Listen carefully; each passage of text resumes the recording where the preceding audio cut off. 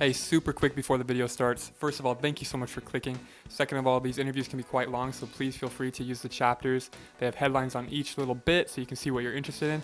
Third of all, with the whole show, we're trying to help people talk about mental health, help them through what they're going through, help them through struggles, and just spread awareness. So by liking, sharing, commenting, subscribing, you are helping us reach more people. So that's all I ask. If you get any value out of this or you want to spread the word more, like, share, comment, subscribe, hit the bell, check us out on Instagram at The Mental Wellness Show. And that's a wrap. Enjoy this video. Really good in high school and getting Days you feel on top of the world. I can always make excuses. That applies both for health to kind of what fun is it if we all looked at that path, don't have your friends. What's going on, everybody? Welcome to The Mental Wellness Show. This is the biggest, the most people or living things we had in this episode. We have Chris and Liv over here joining us for the episode today. Thank you guys for coming. And then we have Marceline who, no. She heard her name. She's joining the show too, but she won't be doing much talking, hopefully. Anyways, thank you guys for joining the show. We're on episode, oh boy. I don't even think I can say it because we've got a couple episodes already in store. So to be honest, I'm not sure which episode this is going to be, but it's going to be a good one. So Chris and Liv, I went to school with Christian, elementary school, junior high, and then what was your schooling like after? Did you do a little bit of homeschooling? I did homeschooling in 7th grade. Okay. But the reason I was gone in high school is I was been running Start. Oh. I disappeared. Yeah. Okay. So, and then Olivia, did you go to school around here? So I've actually been to over 15 schools. What? My last longest stretch though was Buffalo High, and Running Start too. So I kind of disappeared. But yeah, I don't know a lot of people from Canyon Park or Buffalo High because I was there for maybe 2 full years. Okay. And then I did Running Start too, and I'm like, goodbye. So can you talk about that 15 different school situation? Yeah, so growing up, my parents moved us around a lot, and so I don't think I spent more than 6 months at a school. So I've moved schools a lot of elementary schools, a lot of middle schools, and then when it came time for high school, I was like, please keep me in a high school because that's really hard.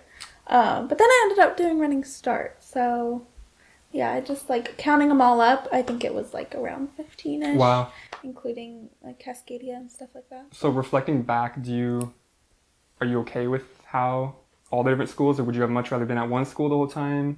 I mean, listening to Christian and how nice it was for him to have the experience of growing up with all your friends, and I would have liked that, I think. It also made it really hard. I did not know fractions till 2018. I had to teach myself fractions because there was this math test to get into nursing school. Oh. And it was cumulative. I don't know. It was, in my opinion, not a great math test because they also tested us on physics, and I don't see how that plays into nursing. But it was a big test to get into nursing school, so I had to teach myself fractions.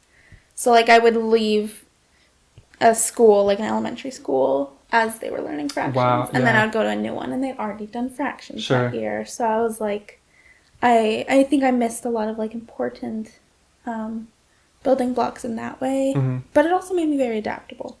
So I mean, I'm pretty good at going up to people I've never met and just introducing myself and all that. Right. So. I feel with our past, there's always things we may want to have had different, but the outcome of who we are now, there's always something kind of on the bright side to look at with that kind of stuff. Yeah. I feel so. And then Christian, by the way, do you guys prefer to go by Chris, Liv, Olivia, Christian? Does it matter? It doesn't really matter. We typically go by Chris and Liv now. Chris and Liv? Yeah, okay, I'll keep it at that because I'm used to Christian, but I'll go with Chris and Liv. Okay.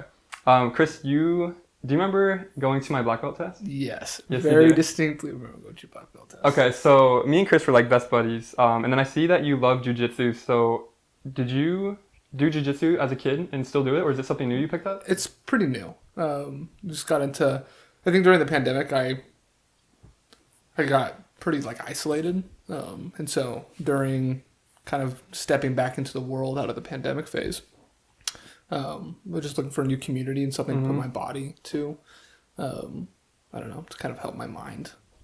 Yeah.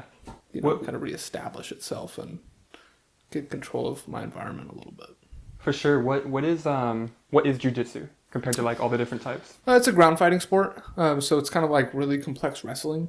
Okay. To kind of break it down really simply, it's about like submissions, so choking people, breaking their arms. Nice. So yeah, there's nothing like waking Nice. up at 6 o'clock in the morning to go like fight for your life for an hour. Mm-hmm. So yeah, so I've really enjoyed it. It's been really helpful in just like clearing my mind every day. That's really good. And I feel like that's like me just going to the gym to work out. Like it helps you clear your mind, and like when you feel overwhelmed, you may go do jujitsu, and it helps clear your mind. You don't feel stressed anymore. So always a big fan of hobbies like that do that for you. And then let's see, purple is, I don't have the first page. Big holistic medicine enthusiast. Is that Liv? Okay, yeah. Let's talk about that a little bit. I highlighted that because that's I don't know exactly what that is, but I've heard the term holistic medicine. But can you tell us a little bit about what that is exactly? Okay, so basically, like our medical system that we have in America, that's called allopathic medicine. Okay.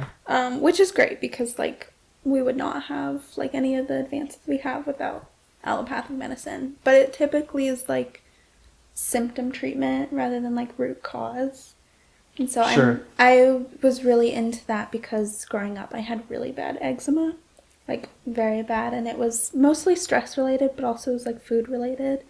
So I got really into like holistic medicine to figure out how to get rid of it. Mm-hmm. And thankfully I did. Like I used to have just awful eczema, and now I've been able to really like maybe every once in a while I'll have like a flare up if I'm like really stressed. But it was really bad in high school too. Like it was like creeping up my neck and my face, and it was like so embarrassing for me. And so like going into nursing school, which is very allopathic, I've definitely had to learn how to like kind of like blend them together. Yeah. Because it is a lot of just like symptom management, which like, you know, it's not like a long-term type of thing. Mm-hmm. So it's, I don't know, it's like an all-encompassing type of thing that talks about like stress and food and environmental triggers. Like I'm very, very triggered by chemicals and stuff like that. So that's kind of what I'm into. Okay, so do you think there is a fine balance between the allopathic and the holistic, or if you could change the whole system where it was all holistic, would you do that? Or is there really a fine balance where both are beneficial? I mean, I think in like a perfect world, if we had started out with holistic medicine, we wouldn't have really needed to get to allopathic medicine. But then when like the Industrial Revolution happened, like it kind of brought in a need for that stuff because people were like being lied to about the chemicals that were like causing them harm and stuff like that. And so allopathic medicine is very good. I mean, it is something that saves people's lives every day, you know, like an open heart surgery would be considered, you know, like allopathic medicine. So like that is definitely something we still want around. Right. But like starting from very young, like lifestyle modifications, that to me is like very important, and it's important to both of us because, you know, you can pay for like expensive things, maybe like a more expensive food or organic food now, or you can pay for like an open heart surgery when you're older, you know.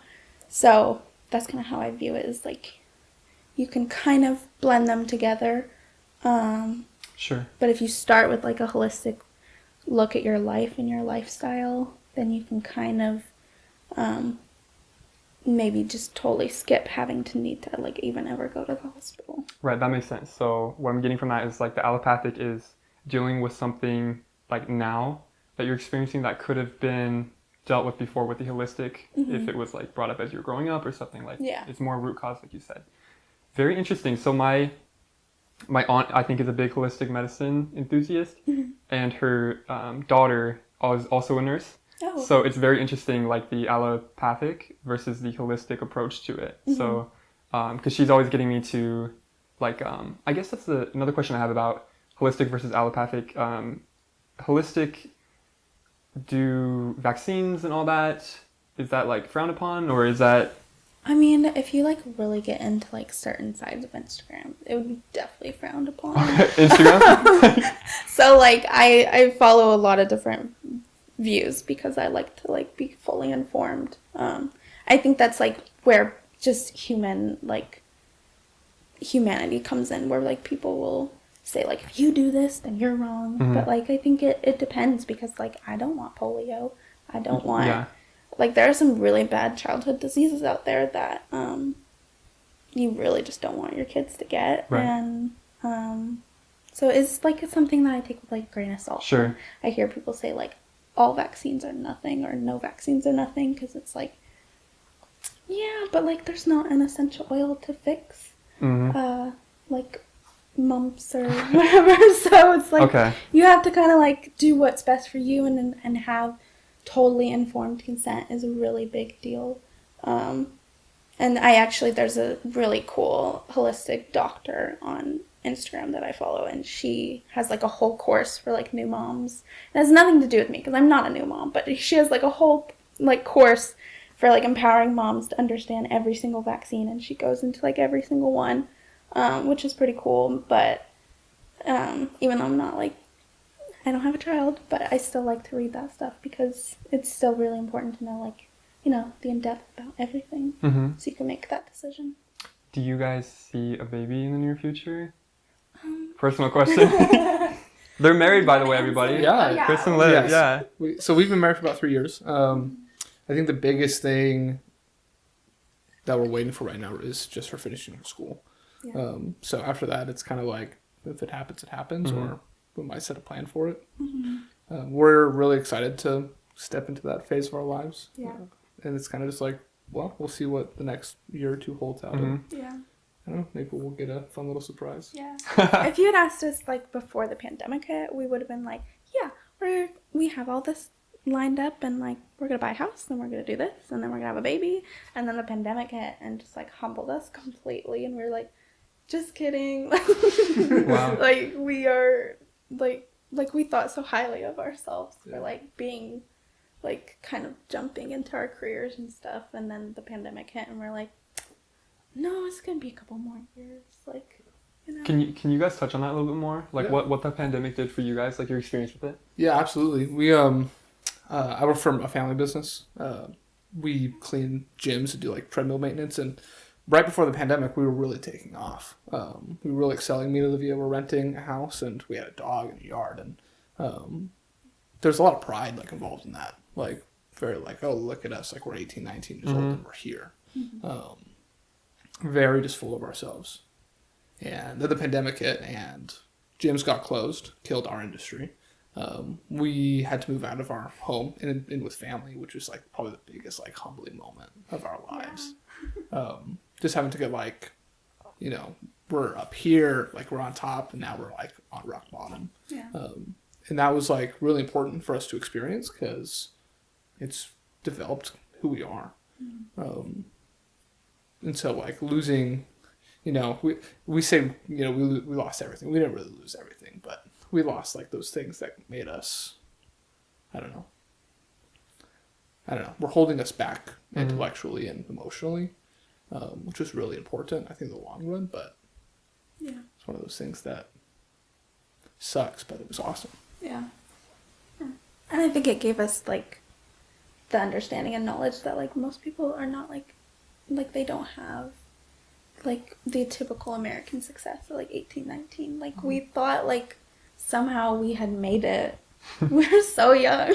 Like we still are so young. And then like the family members that we moved into, like they had already had like probably everyone in the entire extended family at some point move into their house too. Wow. Like everyone was like, yeah, no, we did that when we were first married too. We lived in their basement. And we were like, oh, okay, so like we're not special.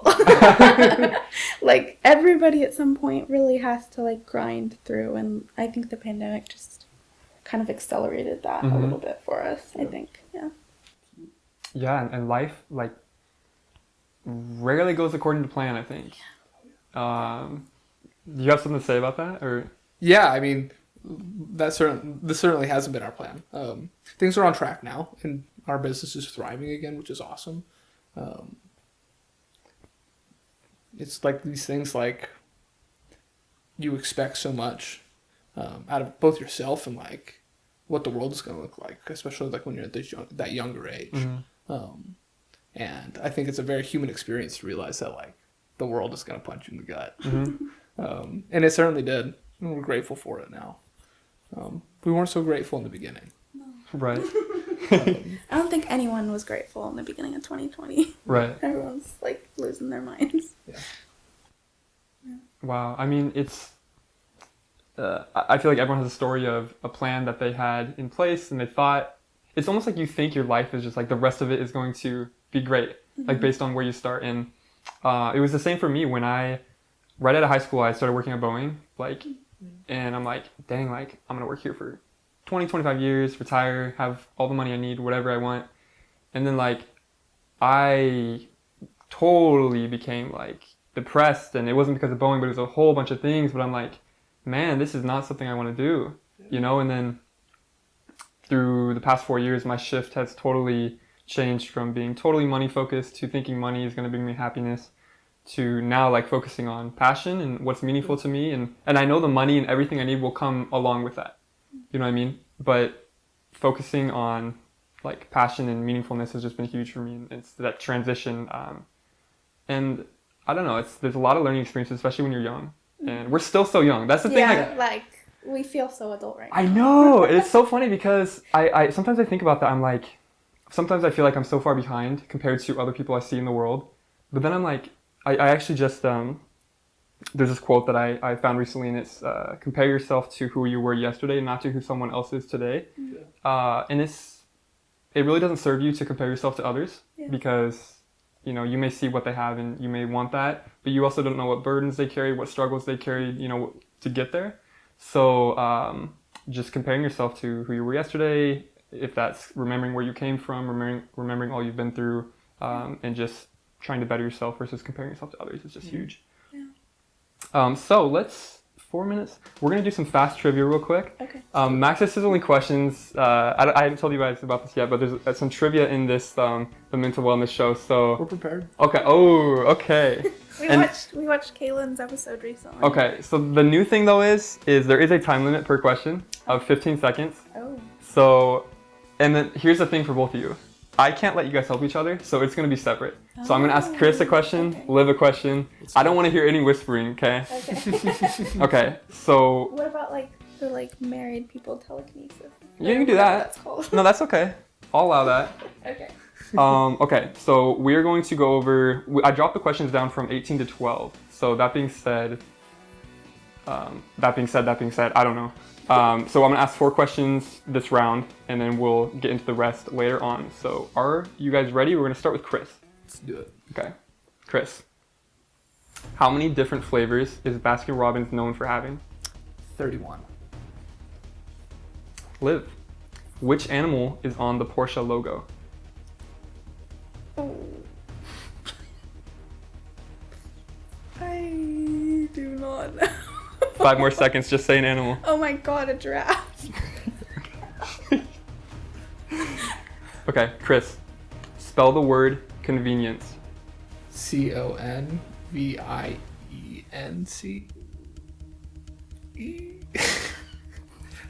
I'm an autocorrect baby. Okay.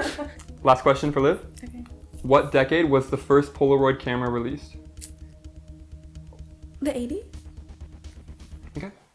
Let's go over the questions real quick. Oh no. How did it feel?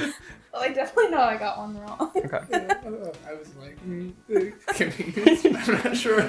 Okay, Chris, let's start with you. So how many different flavors is Baskin-Robbins known for having? You said 31. That is correct. And I learned the reason for that was because you could have a new flavor every day of the month, which is kind of cool to think about. Oh, interesting. Yes, very interesting. Cool. Which animal is on the Porsche logo? How cool would it be if it was a giraffe? Unfortunately, it's not. It is a horse. Yes. You know what? That's close. We just got extra on next. Yeah. You know what I saw this morning? So, I don't know if you guys noticed. Have you noticed a lot more rabbits around? Yes.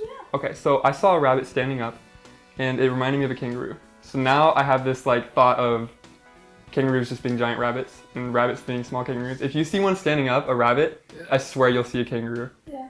Okay, Chris, spell the word convenience.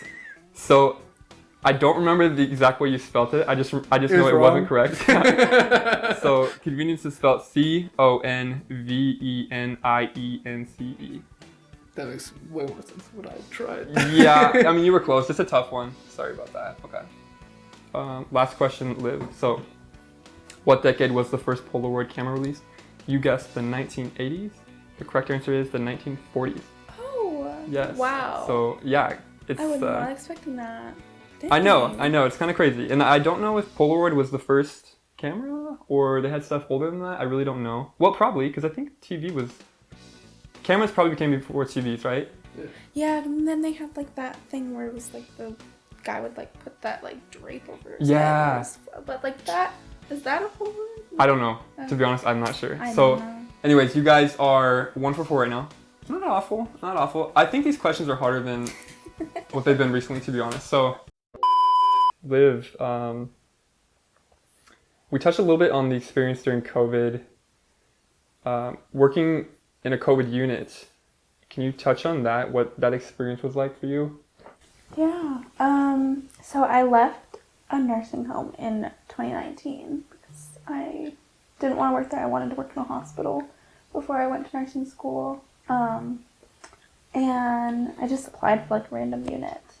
And it turned out to be a unit that would then become like a COVID unit. Oh, wow. Which was pretty crazy, very, very interesting, especially in the beginning. Sometimes it's Yeah. like hard to remember how COVID started. It was such a blur for everybody. And then as COVID like went on, it just stayed a COVID unit. So that was really interesting. I wasn't working as a nurse. I was working as a nurse's assistant. So that's like a lot less in terms of what I'm doing for the patients. Okay. But I still spent like quite a bit of time with patients, and that was really interesting, for sure, because it was like a first-hand look at like how people were being affected by it, and it was really hard. I think the hardest thing actually, for me was just seeing how hard the nurses worked and how like much stress they were put under. Yeah. Because, like, as a nurse's assistant, like, I can't give medications, so, like, I really couldn't help them. Like, if I could, I would. So, like, I tried to do my best to just, like, alleviate all the other things they have to think about that they can still do, that I can do for them, type of thing. So that was probably the hardest thing, was just being there and seeing how much it affected them. So. I mean, I can't even imagine, especially in the beginning when it was so new and we didn't know much about it, like the, anyone in the medical field, just like the pressure and stress and unknowingness of what it is, and seeing people like getting sick and dying, and it was super tough. Yeah. So, And her hospital was like the first COVID hospital. It was like where the first COVID patients were. Yeah. So when she was, I have a very distinct memory of like her like texting or calling me like on those first few days, being like they're sending me to the COVID floor, like Yeah. the panic of it yeah. all. And also I felt like, in a way, because we didn't know very much about it, I thought I was really safe, like, as a younger person. yeah. And I wasn't, like, pregnant. There was a lot of infighting in nurses who were pregnant or, like, breastfeeding, like, not wanting to take care of COVID patients because we really knew, like, no way. And we didn't have, like, N95, so, like, it was really scary. So I had one coworker who was, like, my work wife, and she was a bit older. And so when it was her turn, like, if another unit is short and a different one has an up staff, they'll float someone to the short unit to help with staffing. And so when it was her turn to float, she like never wanted to go because she was so scared of it. And so I would go for her. And that was it was just kind of like sad. I think I wrote down in my journal like what I remembered most about those units. And it was just very quiet, I think, is how I remember it. It was just, people were so sick. It was not like my unit, how it regularly is, because the unit I work on is like kind of like a problem child unit. A lot of people who are there like going through alcohol withdrawal and stuff like that. So it's a lot of like call lights or bed alarms. And so I just remember like getting up to the COVID floor and being like, this is different. Mm-hmm. Very quiet, very solemn, very like just really sad, honestly. But and then as the COVID, like, what am I thinking? I'm trying to think of a word. Progressed. Mm-hmm. As it progressed, then my like actual unit that I work for just ended up taking on the COVID patients because like in terms of like what different like nurses can do, like different units they work on, ours was equipped for that. Like they had the training to like deal with that. Like not all units are the same in terms of what they can take. Mm-hmm. So we ended up just kind of being like a little like COVID overflow floor. So that was really interesting. Interesting. So I feel like we, ever since other political events have happened, COVID has kind of taken a backseat. Mm-hmm. So how is COVID in the hospitals now, like compared to what it was? I mean, it definitely feels like it's still there. Like you have to always wear a mask, you know, and be thinking about like transmission and stuff like that. But it has become a little bit of a relaxed thing. Like there are definitely times where people are just kind of like, oh yeah, he has COVID, like whatever. Like it's not a huge deal anymore, I guess. Like it can be depending on the patient and like how severe it is. But I've seen a lot of people like walk into rooms without like the full get up because they're like, I'm like I'm vaccinated, I'm boosted, and I just had COVID, so like I do not care. And I'm like, do what you gotta do, but like I get it, like because it's kind of become casual in a way. Sure. Like it's just so a part of the life that it's like, whatever. If I get COVID, I get COVID from my patient. Like I don't care. Right, and I think it's partly because like at first it was very scary because we didn't know much about it. Like people were dying, but now it's like it's just I can't believe it's already been 2 years. Like Yeah, it's been a long time. yeah, so it's that's crazy too to think about. Yeah. But Chris, so I want to talk about on the topic of COVID. You mentioned COVID depression, so I'm curious about if you've had experience with depression before COVID, or was that your first time experiencing it? It was my first time experiencing depression. For the longest time, like before COVID hit, like I'd always like consider myself really fortunate not to have to like deal with like those really like heavy like mental health problems in my life. It actually like at some points kind of before the pandemic, I was a little insecure about it, being like I never had to like walk through some of those like really intense like down periods, and so like what happens if that comes up? Is that going to come up? Am I going to escape having to deal with a mental health crisis? The reality is that when she was working at a COVID hospital, we were all isolated as it was, but me and Olivia were kind of uniquely isolated because of her position at the hospital. No one could be around us. My family has a lot of like autoimmune disorders too, so like we were like totally cut off from family. Totally cut off from friends. I had one friend that could come over because he was an EMT. Yeah. Like that was it. And so the loneliness is what like just drove that depression.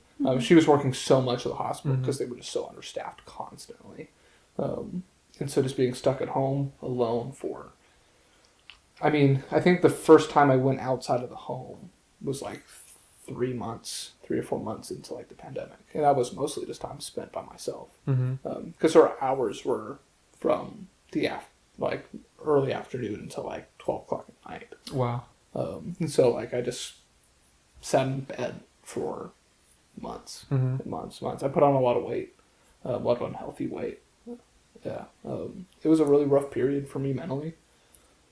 I also didn't know how to recognize what was going on. I didn't recognize that I was depressed because I never experienced it. Right. Yeah. It wasn't until probably that summer is when I first like recognized that like I needed help. And so luckily enough, we have a really good family structure, and I was able to like through that get into like counseling. And therapy was really kind of what was the saving grace for that situation.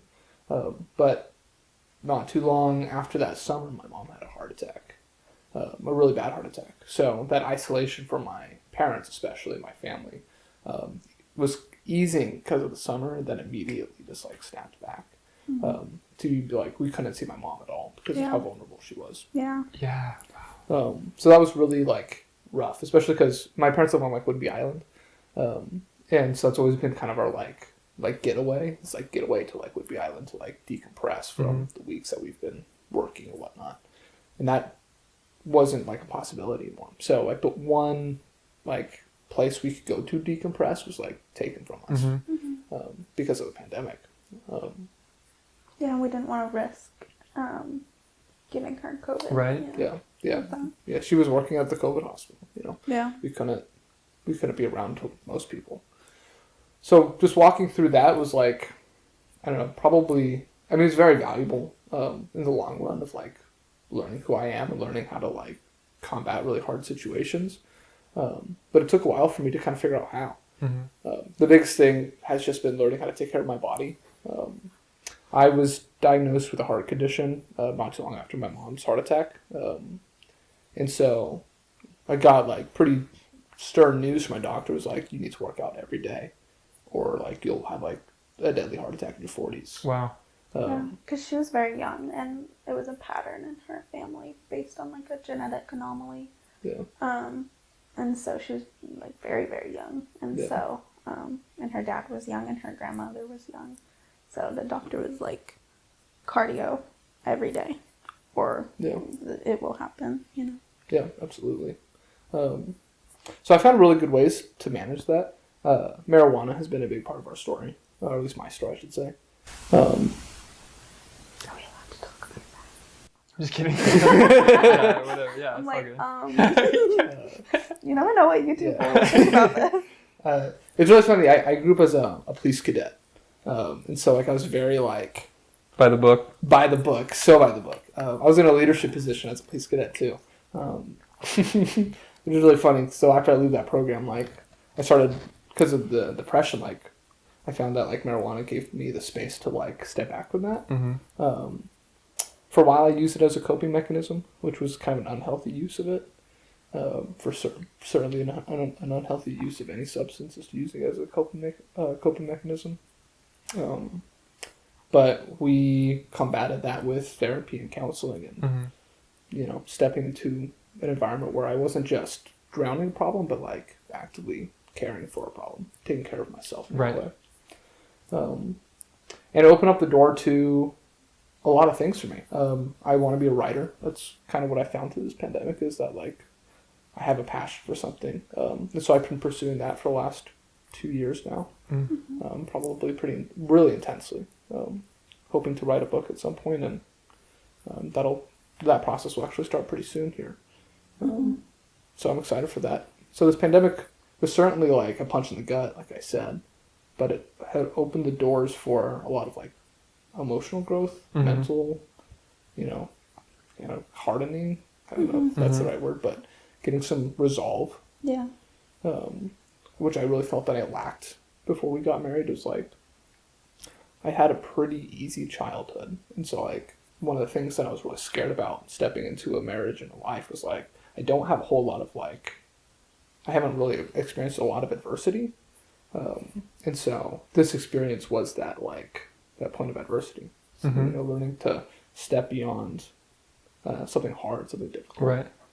And so now I'm just pouring myself into my writing, and still working for my family company, which is going really good now, which is a saving grace out of all of this, and pouring myself into like jiu-jitsu and taking care of my body. Kind of have to, or else I'm going to die pretty quick.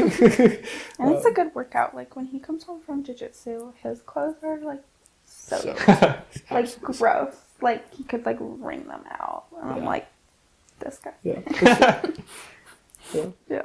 So, Chris, I want to ask first of all how your mom is doing now. She's doing good. A lot better. She experienced what's called like a stemming,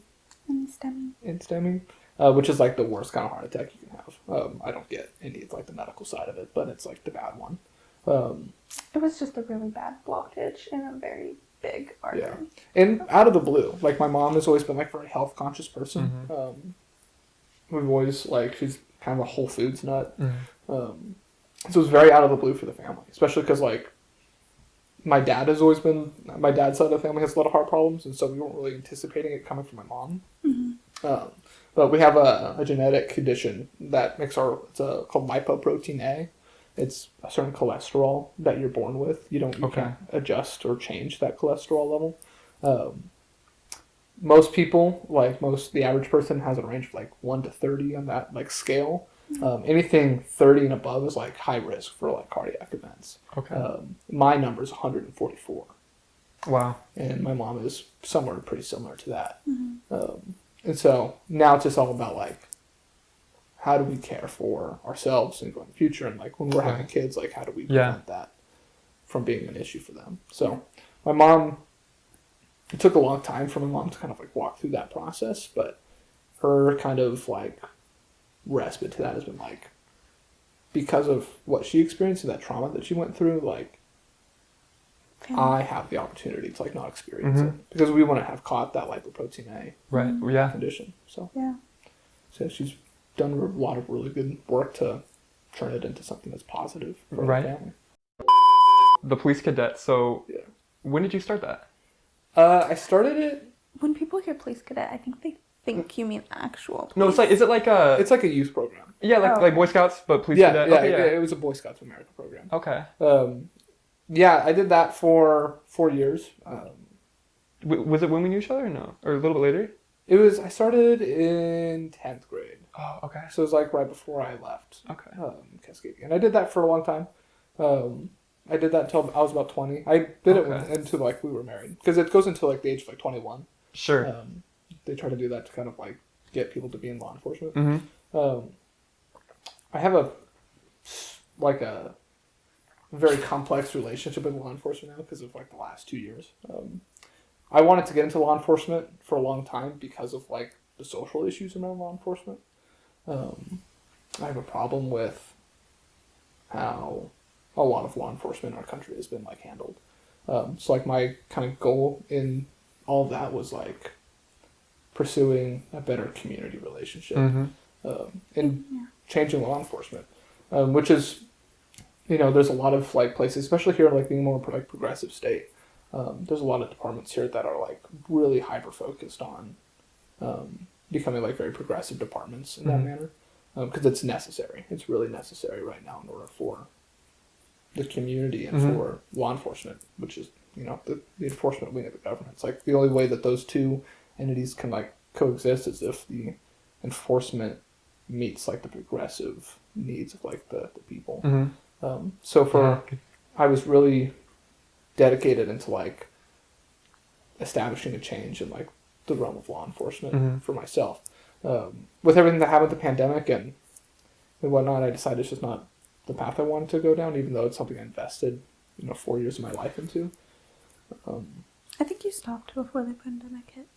Yeah. You stopped pretty early on. I stopped right before the pandemic hit. I think it was October of 2019 is when I left the program.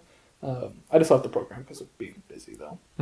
But then everything, obviously, 2020 happened, and it just was one of those things where I was I don't feel safe working in an environment that I don't, I want to be able to, know when I'm working with people that I can trust them. Yeah. And, I don't know, just was not my thing anymore. Pop into Max's Sizzling Questions, round 2. Yeah, more spelling questions? No, that was the only one. Okay, so... Okay. Are you guys ready for this? Ready. Kind of. Okay. Let's start with Liv this time. Okay. So, Liv, what does www stand for in a website browser? World Wide Web. Chris, how many players on a football team are on the field at one time? Just 11 per team. Liv, name at least 3 Harry Potter movies. Prisoner of Azkaban, Goblet of Fire, and Half-Blood Prince. All Harry Potter beforehand. But...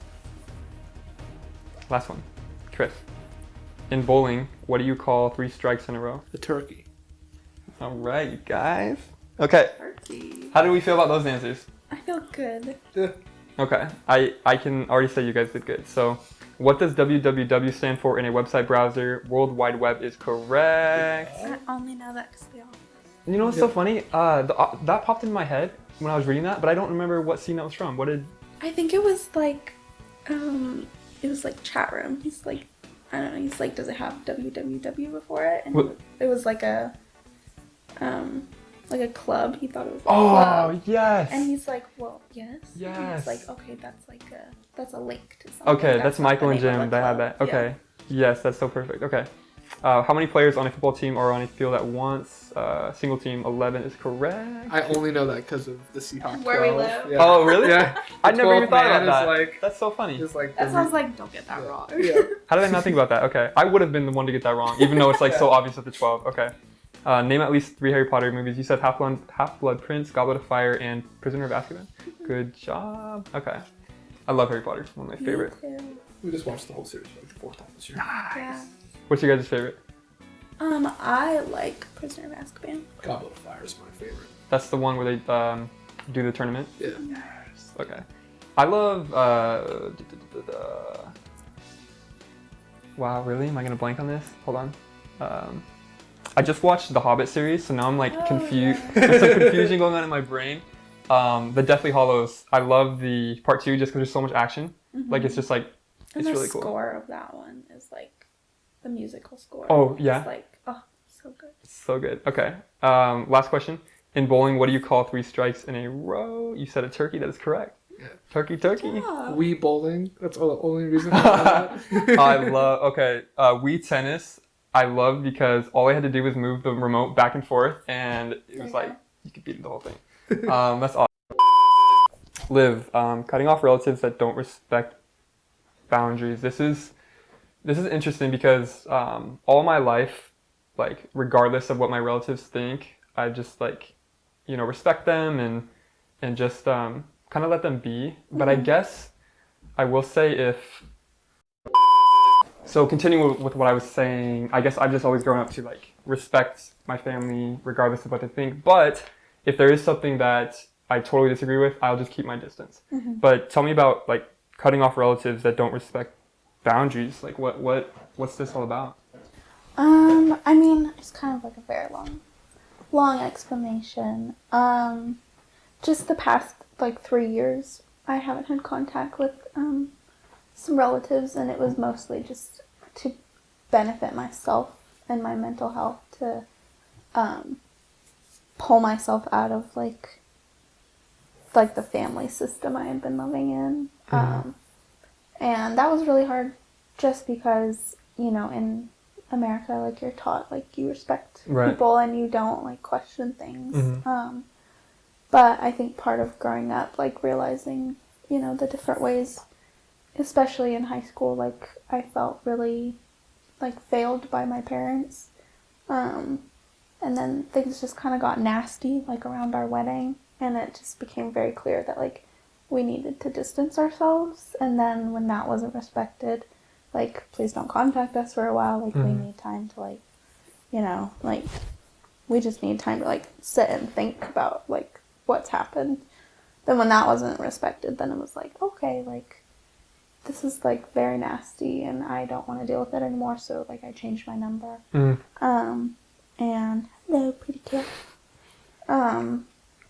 So it's kind of like, it's very involved in, like, very detailed story of how that all went about. But basically, we ended up just, like, cutting off contact with basically my entire family so that I could, like, take a minute to just, like, figure out my own thoughts about, like, my life and how different things happened. Because when you're really in it, you can't, like, even really hear yourself and figure things out for yourself. And that's been really beneficial. And, yeah, it's been really good to, it's sad and it was really hard, but it's been really good to Have that distance. Have that distance, yeah. And just allow myself to go to therapy and figure things out on my own. Right. You brought up some good points about how you basically gave them a chance to let things sit. You put up your boundaries. They didn't respect them. It happened a couple times, so you had to do what you had to do. And I just had a podcast, I don't remember what exactly was on, but she gave that exact same situation where you and this is applies for friends too. Yeah. You put up boundaries, and if they don't respect it, they don't respect it. Like, they're not respecting you and what you need. Yeah. So that is when you have to take the steps to potentially cut someone out of your life and really create that distance, because they're just not respecting you. Yeah. So hearing that, I mean, it does change my perspective on family, because if that were to happen to me, I'm sure I would do the same thing. Because if someone's just not respecting you and your boundaries, family or not, friends, whatever, you just got to do what you got to do. So Yeah. And I think we're very, like, it's very easy for us to do that to friends, you know, like if you have a friend who's just being not nice, like I think people are more inclined to be like, well, I'm dropping that friend. It's really hard with family, and it has like an extra layer of like all sorts of emotions. So there are some people, like I've told my story to, and they're like, I don't get it, and I'm like, well, you don't have to, like, Right. that's okay. right. And, Like it's not your story, so you know, and it's a lot harder than setting off a friend. Like for me, it felt like grieving people that weren't dead. Wow. Like it felt like I went through an entire process of grieving family members, like actually if they had died, but I knew they were still alive. But like the emotions of having to like push them out of my life felt like I was grieving. That makes sense. So in a way, it's like you still grieve for friends, but I think with family, it's like an added component that makes it extra hard. And it's because, like, it's your family, like they've been around, and it's that is really tough. Yeah. For sure. So that's it's tough. To switch transition a little bit, Chris, I want to touch on your best friend's deployment and how that's kind of affected you. Yeah, my best friend, his name's Zach. He joined the Marines in 2018, I feel like. Yeah, 2017, 2018. Me and Zach have been best friends since I think I was in like 7th grade. He didn't go to our school. He was, we were like friends from youth group. Okay. He's like my best friend. We were very close. And so when he stepped away, kind of out of my life a little bit, having to like process not having someone like tangibly there was a lot. I think that's probably like when because into the pandemic also was like the first time he got like deployed. So we were still like in contact, you know, while he was at base and like in training and whatnot. But when he got deployed, it was like right when the pandemic hit, and so I got cut off not only from friends and family because of the COVID pandemic, but the one person who I really depend on for like, well, the one man I really depend on for like being able to talk through like my emotional needs and whatnot. He was gone. Gone for like 6 months. And so during that like really dark period of the pandemic, I didn't even have the ability to like talk through my needs or like what I was struggling with him. Right. So that was like a lot to carry.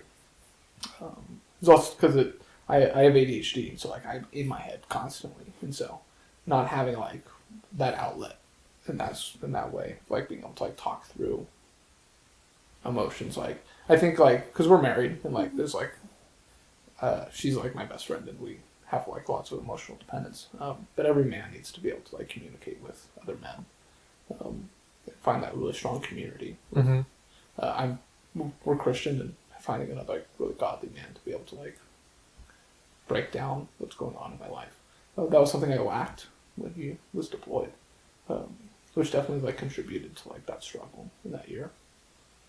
And yeah, now it's good, and we were able to kind of work that through and figure out how to find like a good balance between, you know, how do I like manage and like focus on myself when I don't have him and don't have access to him, and how do I make the best of our time when we're together. So yeah, I'm in a good place now with that, and he's pursuing even a cooler career out in the Army now, and so Well, so I was going to ask, like, reflecting back, like, what are some things that you've learned and how has it shaped you to who you are right now? But you kind of just touched on that. Like, you guys have kind of redeveloped the relationship to where it's more balanced now. But is there anything else that you've kind of reflecting back on it, like thinking now, it's kind of turned me into this person I am today? Like something you've learned from the situation or gained from the situation? Yeah. I especially like before the like kind of in that beginning part of the pandemic and like for the majority of my life, I tend to like isolate. Just naturally, I just isolate myself, and so one of the lessons I learned during the pandemic, and that was like I need to like be really focused on like putting myself into people, and so when Zach like deployed, I was like, oh my gosh, like I did not spend enough time investing, and not enough time, being around people, and so now one of the kind of the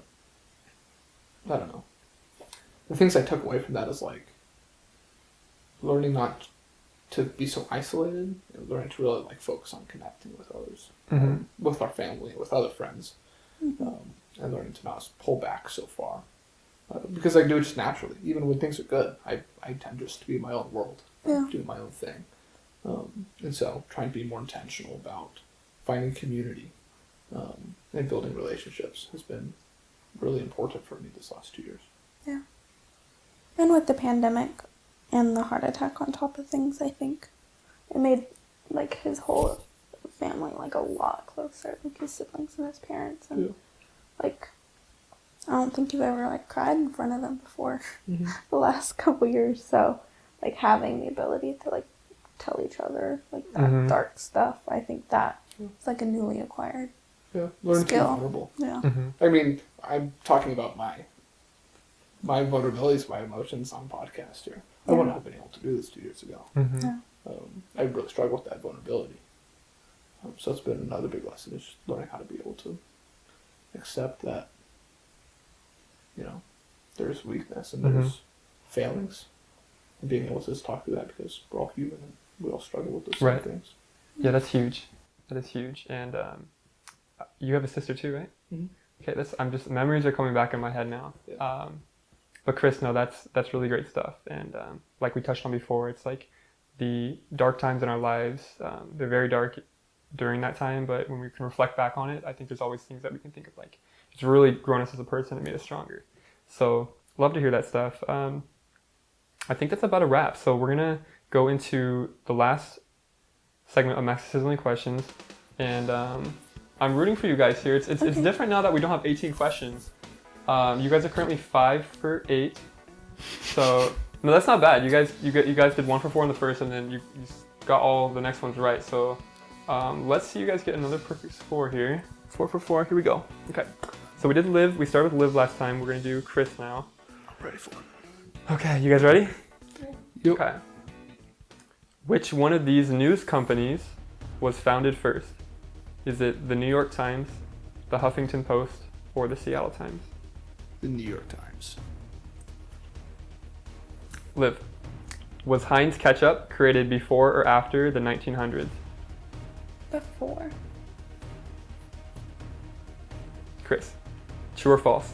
New York City has an apartment that is only 50 square feet. True.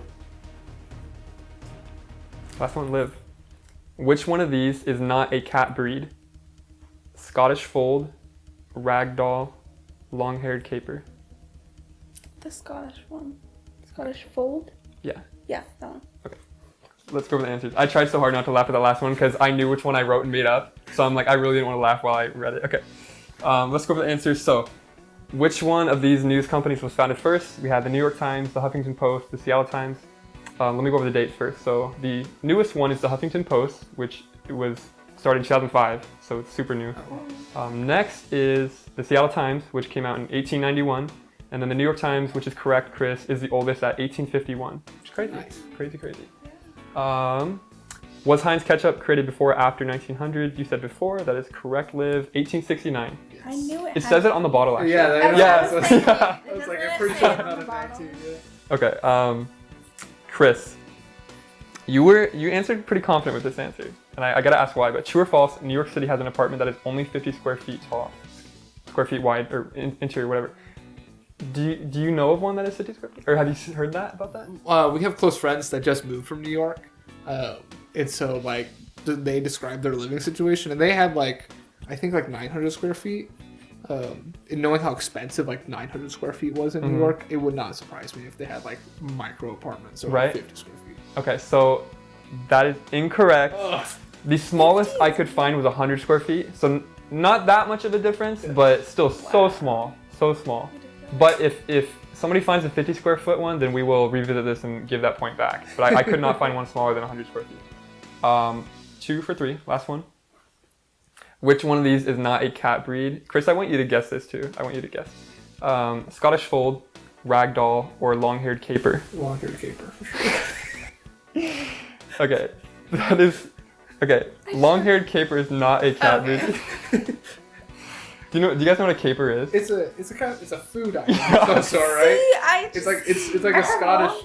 It's like a fig or something. I don't even know what it is, but I laugh at that because but it sounds like it could be, because there's so many. When you look at cat breeds, there's so many different ones that you're just like, what? So that is incorrect. Long-haired caper is a made-up one. Anyways, you guys did good. I think your final score was 7 for 12, which I don't know the math right now, but not great. no. I think you guys would have got double digits if we had 18 questions, but we decreased the amount, so I think you guys did good though. Hi baby, you're back. It's still them. Okay.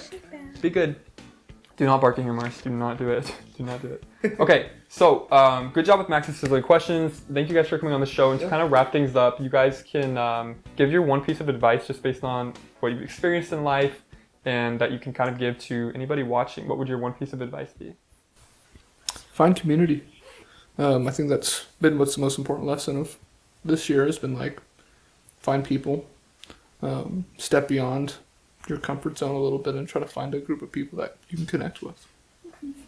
That's good. I think mine would be like in the same way that like physical health is very important. You would fix anything that like was broken. Mental health is kind of the same way. So if you don't fix that or work on it and prioritize it, then that affects your whole life in like all areas, including physical. So Cool. Thank you guys so much. Thank you. for having us on. So that's a wrap, everybody. Chris and Liv, do you guys have anywhere, if the viewers want to know more about you, do you want to share anything, or do you guys want to keep it private? I'm off social media. she's Okay. off socials. I have an art account that I think is pretty great. Plug it.